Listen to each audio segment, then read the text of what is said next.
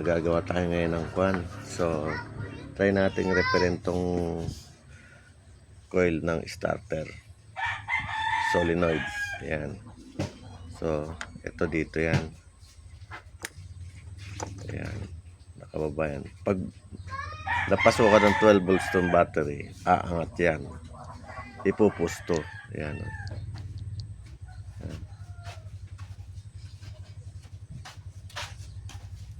So gawin na natin.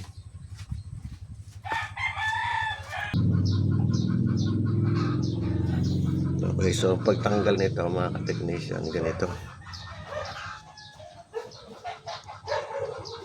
Ayan.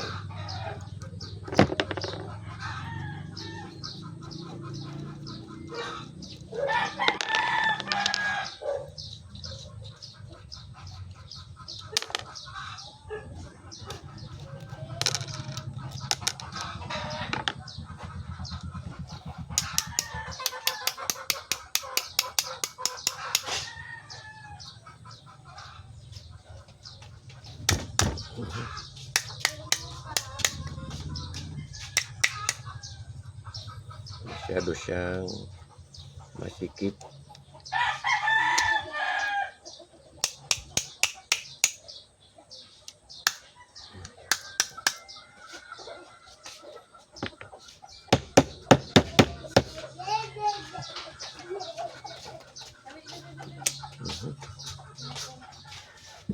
Diyan ka lang. Diyan ka lang.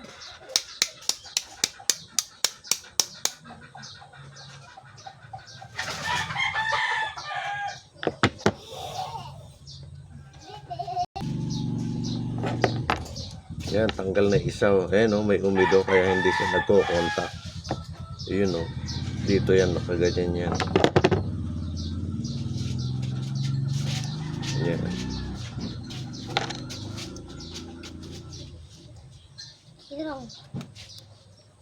Ito yung goma.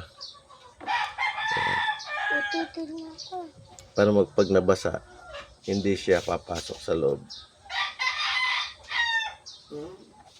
Oh, yung magot. So ayan ay hasain natin, lilihain natin. Kasi may mga kuha niya, nakita nyo. Oh. Dito yan nakakuha na.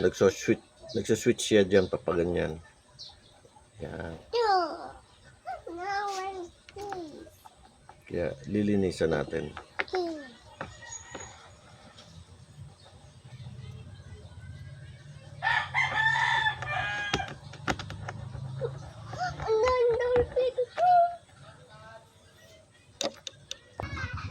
So, ayan na. Ganyan lang gagawin nyo. Puro ballpen, oh. Pinagsusulatan ako ng anak ko kagabi. Ayan. Natawa siya. Kalokohan niya. Natawa ka, kalokohan mo. Kasi ang tawa. Ulatan ika. Sinalatan mo ako.